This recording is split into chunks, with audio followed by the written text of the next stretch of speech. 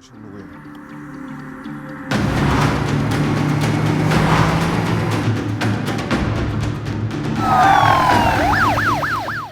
Myung-min is a father who makes a difficult choice to save his daughter. Years later, this decision comes back to bite him, plunging him into a never-ending cycle of time. Stick around until the end to witness Mi-kyung's hidden motive. Welcome to your daily dose of Movie Pill. Today, we'll be recapping a 2017 movie titled A Day. Spoilers ahead, and brace yourselves, we're diving right in. While flying back to Korea, renowned Dr. Kim Jun-young is approached by a flight attendant who asks him to autograph a magazine featuring his photo on the cover. Encouraged by his colleague, Young-soon, Jun-young obliges and even poses for a photo with the attendant. Once she leaves, Young-soon points out that they're low on donations and this publicity is beneficial. Upon landing, Jun-young checks his phone and realizes his daughter, Yoon-jung, hasn't responded to any of his messages. Meanwhile, Yoon-jung is walking around the city with friends after school. They doubt her father's fame, teasing her about his absence on her birthday and for not doing ordinary things together, like having lunch. This upsets Yoon-jung, leading her to ignore her father's incoming call. At the airport, Young-soon is frustrated with Jun-young's reluctance to capitalize on his celebrity status and insists on maintaining humility. He declines the business class tickets offered by the UN and chose not to use the VIP gate. As they exit the regular gates, they hear a mother's frantic call for help. Without hesitation, Jun-young rushes to assist and quickly saves a boy choking on candy by helping him expel it. He leaves without staying for photos, attempting to call his daughter Yoon-jung again, but receives no response.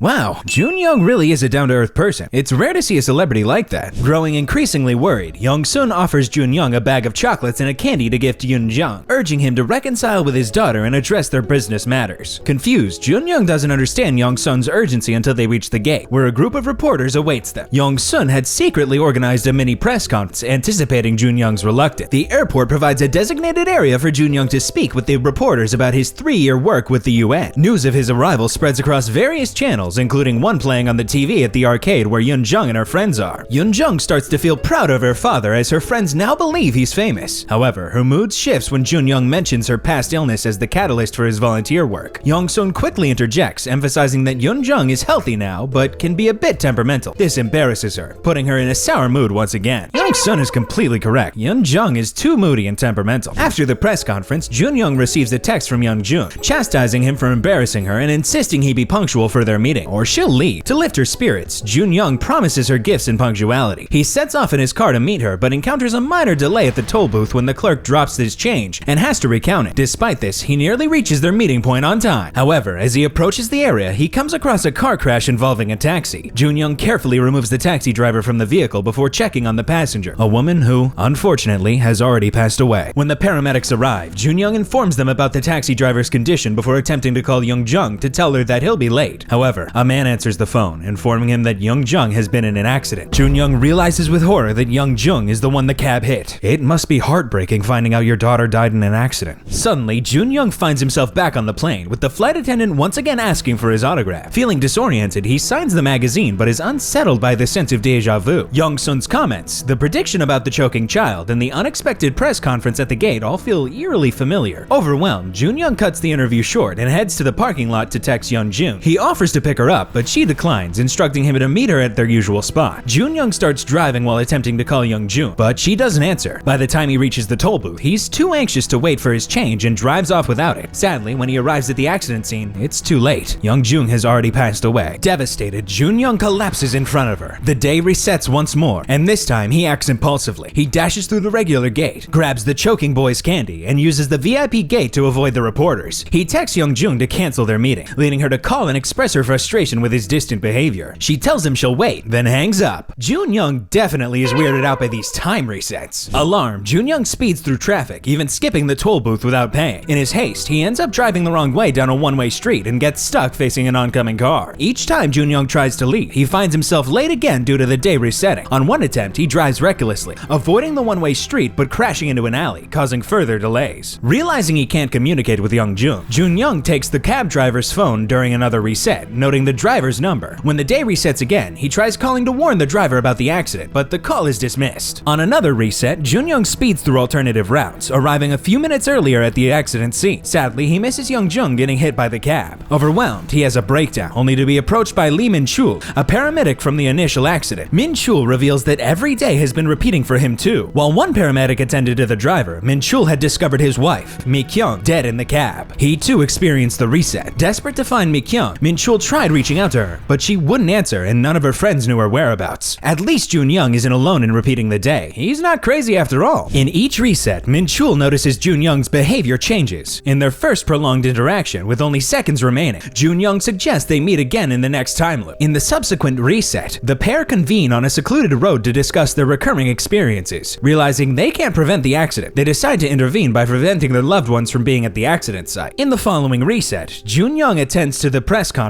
to communicate with Young-jung, who has been unresponsive. Seeing him on TV, Young-jung is embarrassed when he changes their meeting place to Central Park, disregarding his warning. After the press conference, Jun-young reaches out to Mi-kyung, who is avoiding Min-chul due to an argument. Despite Jun-young's attempt to warn her, she enters the cab just as the accident occurs again. With each reset, the two men adapt their strategy. They must be desperate. Not being able to do anything and experience the same thing over and over again must really suck. During the conference, Jun-young speaks to Young-jung again. This time, he not only changes their meeting location, but also expresses his love for her and assures her he won't be late, which slightly softens her stance. Meanwhile, Min-chul concludes they can't prevent his wife from boarding the cab. Instead, he decides to stop the cab itself. He injures his head with a brick and reports a hit and run to the police, providing them with the cab's license plate number. While waiting for the police, Min-chul reflects on the recent argument with Mi-kyung. They had disagreed about having a baby. Mi-kyung wanted one immediately, willing to sacrifice her studies and work, while Min-chul preferred to wait until after his promotion. The argument had left them on bad terms. Soon after, the police and Jun-young arrive at the scene of the supposed accident, only to find no accident has occurred. Believing they've averted the tragedy, Jun-young calls Min-chul, suggesting they celebrate their success before he heads to the park to meet Young-jung. Meanwhile, the police locate the cab, but as they approach, the driver speeds away. The police pursue the speeding taxi, a chase Min-chul hears through the ambulance's intercom. He starts heading to the park. Meanwhile, as Jun-young searches for Young-jung in the park, he receives a call from an unfamiliar number. It's the taxi driver, who reveals he watched the press conference and knows about the changed meeting spot. Realizing Young-jung will now die at the park instead of on the street as she did 3 years prior, Jun-young frantically searches for his daughter. He spots her just as the taxi approaches and positions himself between the car and Young-jung. The day resets once more. Upon waking, Min-chul informs Jun-young of his discovery. After the park crash, he had checked the taxi's back and found his wife already deceased. The taxi driver is intentionally targeting both Young-jung and Mi-kyung, causing the time loop. Determined to stop him, the men decide to investigate someone they met 3 years ago who might be responsible. Huh? Why would the taxi driver do that? Jun-young accesses the hospital's database where he previously worked, still receiving a warm welcome, while Min-chul returns to the police station, using the brick to incapacitate a cop and access the computer. 3 years prior, Young-jung felt seriously ill, requiring a heart transplant for survival. One stormy night, Jun-young and Young-jung were elated to hear that they might have found a donor. However, their joy turned to sorrow when they discovered the child's guardian had refused to donate the organ. Around the same time, Min-chul, driving an ambulance, narrowly avoided a collision after a brief distraction, causing another car to crash. He provided assistance to the victim, transporting them to the hospital where Young-jung awaited her transplant. In the current timeline, the police apprehend Min-chul at the station. Just before another reset occurs, Min-chul glances at the name of the crash victim from 3 years ago on the computer, Lee Kang-sik, the same individual now driving the taxi. Each morning, Kang-sik awakens in a despondent state, watching Jun-young's press conference on TV and recognizing it as his chance to act. With the name in hand, Jun-young visits Kang-sik's apartment, finding it vacant, but discovering documents from his hospitalization 3 years prior and photos of his son, Lee Haru, whose name translates to day. The memories flood back, and Jun-young shares the full account with Min-chul when he joins him at the apartment. On that stormy night, Haru arrived at the hospital too late and was already brain dead. With Kang-sik unconscious post-surgery, unable to give consent for his son's heart donation, Jun-young took the drastic step of forging his signature, pressing Kang-sik's finger onto the paperwork. No wonder Kang-sik is so hell-bent on getting revenge.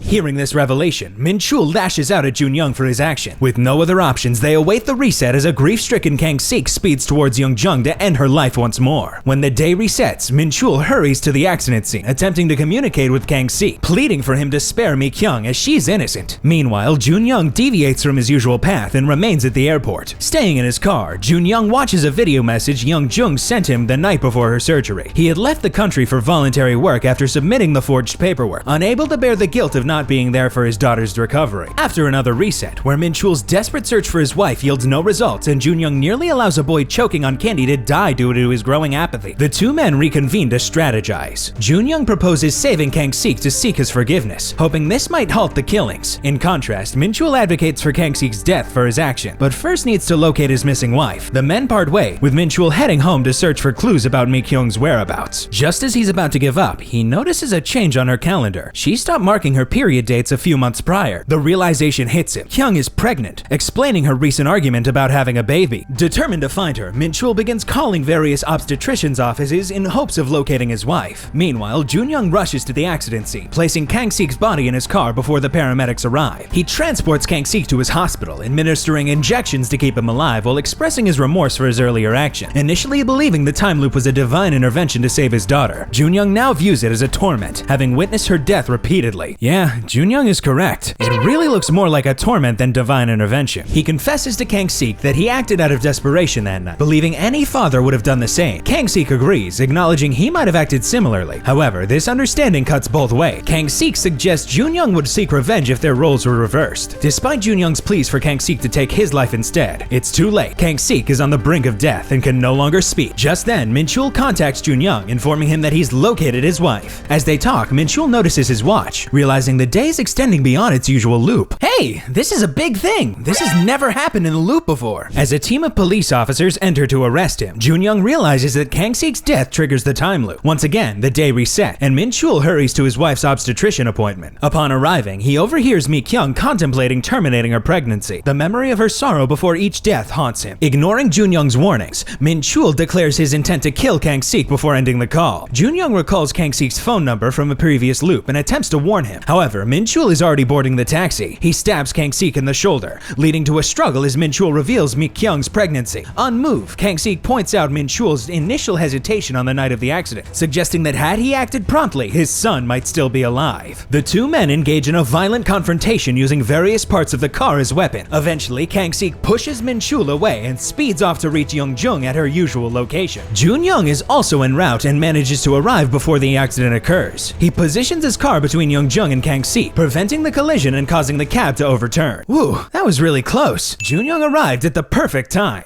After ensuring Young-jung is safe and asking her to wait, Jun-young returns to the overturned cab to rescue Kang-sik, who is trapped due to his leg being caught in the wreckage. Confused by Jun-young's action, Kang-sik questions his motive. Jun-young explains that Kang-sik's death triggers the time loop, created by Haru, whose heart now beats within Young-jung. Killing Young-jung would mean taking Haru's life again. Just then, a furious Min-chul arrives in his ambulance. Seeing this, Jun-young hastens to pull Kang-sik from the wreckage before Min-chul crashes into the cab. Despite Jun-young's efforts to intervene, Min-chul, still determined, grabs his knife and moves towards Kang-sik, prompting Jun-young to try and restrain him. During their struggle, Min-chul accidentally stabs Jun-young. Despite his injury, Jun-young maintains his stance that Kang-sik shouldn't be killed, even if it costs him his life, as it ensures the safety of his daughter, Mi-kyung, and their unborn child. Meanwhile, Kang-sik spots Young-jung nearby. Recalling Jun-young's words and the girl's earlier plea in the hospital to survive for Haru's sake, Kang-sik approaches her. Seeing his son in Young-jung, he embraces her. As he notices the car behind them catching fire, Kang-sik shields Young-jung from the explosion, triggering another reset. This reset marks the final repetition of the day, as the three men now understand how to correct things. Finally, the three men can finally fix everything that was wrong. Min-chul heads to the obstetrician's office to await his wife. After apologizing for his earlier behavior, he expresses his desire to have the baby. Upon receiving an anonymous message saying "I'm sorry," Mi-kyung informs him that they are having a girl. Inspired by Haru, they decide to name her Haru. Kang-sik visits Young-jung and shows her a picture of Haru. Young-jung is pleased to finally meet him and asks Kang-sik about Haru's favorite food. When Kang-sik answers chocolate, Young-jung chuckles. She used to dislike sweets, but since her surgery, she has developed a craving for chocolate. Kang-sik also receives a text message which reads, "Thank you." Meanwhile, at the airport, Jun-young confides in Young-soon about his actions. While Young-soon is dismayed by the revelation, he believes it should remain in the past now that the situation is resolved. However, Jun-young disregards his advice. During the press conference, he publicly confesses his crime for the world to hear. Wow, you need to have guts to confess something like that. Respect for Jun-young.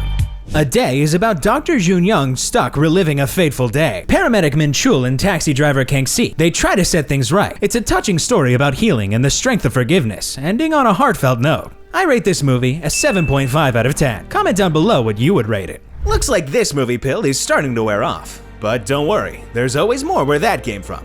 Tap here to keep the effects going with this next movie, because who can stop at just one? And while you're at it, don't forget to like and subscribe, because your next movie dose is just a click away.